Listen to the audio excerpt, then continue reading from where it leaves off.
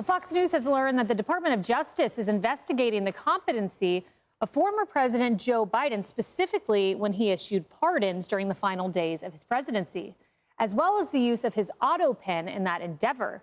Now, Fox News has been told that the Justice Department pardon attorney, his name's Ed Martin, is reviewing a list of Biden-era pardons, and it is unclear what individual pardons are being reviewed by Martin's office.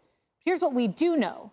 Back in December, Biden was criticized for commuting sentences for 37 of 40 federal inmates on death row. He also issued a preemptive pardon of his son, Hunter.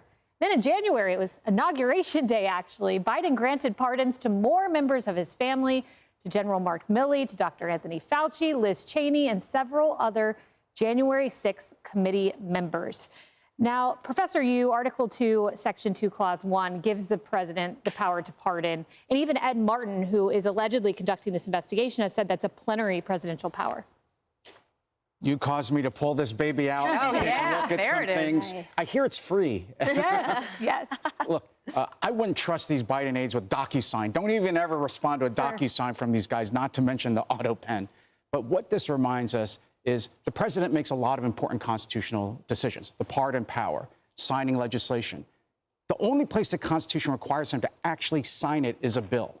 So all these other decisions, appointing ambassadors, issuing pardons, what's important is not did he sign it, but did President Biden make a conscious decision?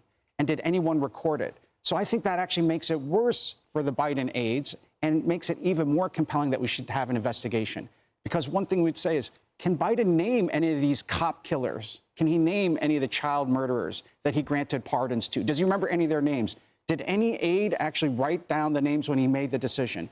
If they can't show that, then what worries me is that these aides seized presidential power, are committing forgery, committing abuse of power. They should either be prosecuted by the Justice Department, and more importantly, Congress should have hearings, should have its own special counsel to figure out, do we need to have a different body rather than the cabinet decide whether a president has become incompetent and needs to be replaced? So as you noted, it's not so much the use of the autopen, it's did he make a decision with specificity for which that autopen was used?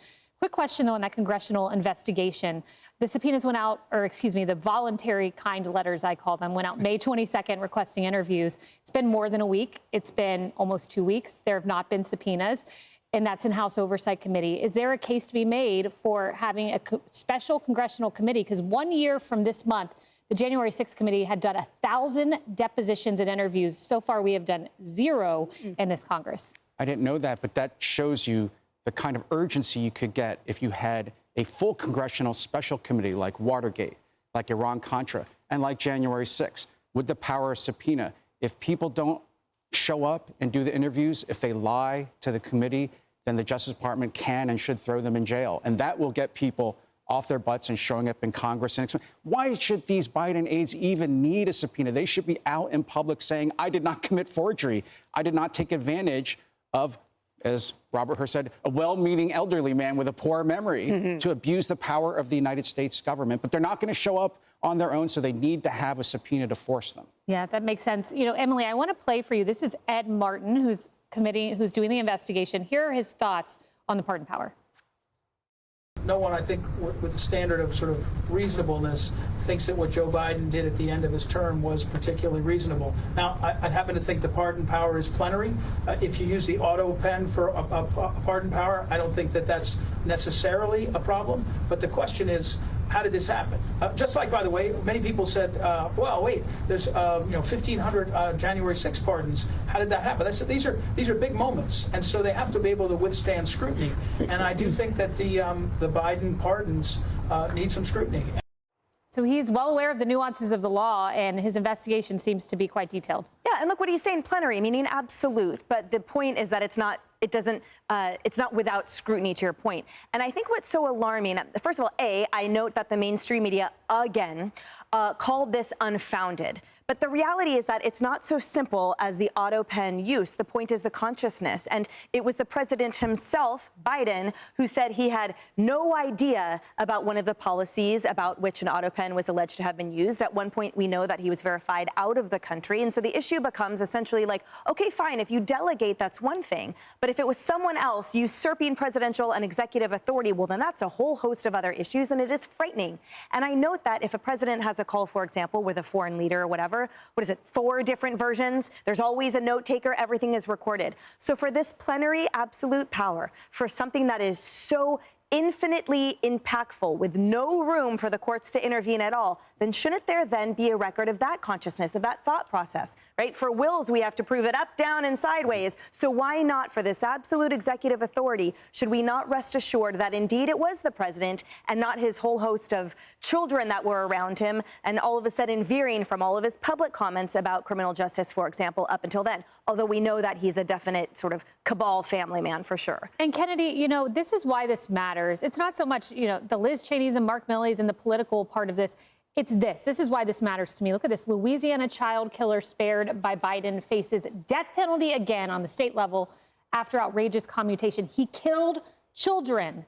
And then you see another one down there, a serial killer, Jorge Torres, sentenced to several years for 2005 murder of 2 girls. These were child killers who were let out with pardons. And we need to know the consciousness of the president. Well, yeah, and if this were something that Joe Biden ran on, then it might make sense with his political brand, but it really wasn't necessarily. You know, Trump was more of a criminal justice president during his first term than Biden was during his 4 years. And, you know, it's scary that with that absolute power, if someone is incapacitated, then that power can be corrupted. And that can put people at danger, obviously, if these people go out and reoffend. And the ability to change people's lives utterly deserves some accountability. So for everyone who's sitting on the bench during this discussion on the left, you're not going to have a say at the end of the Trump presidency in 2028 when you think that, you know, the very same scrutiny should be applied to him and his family and whoever else receives pardons and commutations. Either we fix the whole system and we have accountability for every president, or you can shut the hell up in 3 years when your panties are going to be in a bundle because you're going to be preemptively mad at whatever President Trump does at that time with the power that the left has deemed absolute. And Kayleigh, beyond just the pardon power, I mean, there's questions for immigration. There's a senior Biden official who told Alex Thompson, hey, there was an immigration plan. Biden said shut down the border. Where did that plan go? What a troubling question. Where did it go and who got rid of that plan? Well, and that's why the investigation into the autopen is so important, because even if the commutations and the pardons are ultimately held up as legal, investigating the use of the autopen is going to maybe get us some names of the officials in the White House who were actually making decisions on Biden's behalf. And that's so important even from a political perspective. I mean, as voters, we should be deeply concerned that there is a political party in the United States right now that has no problem at all with installing what was essentially a figurehead that it could control with its puppet strings. And this is a pattern of behavior for the Democratic Party. Think about the way that they treated Kamala Harris as well. They installed her as the backup candidate after Biden dropped out without a single Democratic primary voter weighing in on that decision. And does anyone actually think that Kamala Harris would have been making the decisions had she won in November? Of course not. She was yet another puppet. So even if you're a Democrat, you should be concerned at the direction that your party is taking. Do you really want to be a part of a party that's going to treat you like that as well? Yeah, and how do we stop this from happening again? We want to know the person we elected is actually the person making the decision. Hey everyone, I'm Emily Compagno. Catch me and my co-hosts Harris Faulkner and Kayleigh McEnany on Outnumbered every weekday at 12 p.m. Eastern, or set your DVR. Also, don't forget to subscribe to the Fox News YouTube page for daily highlights.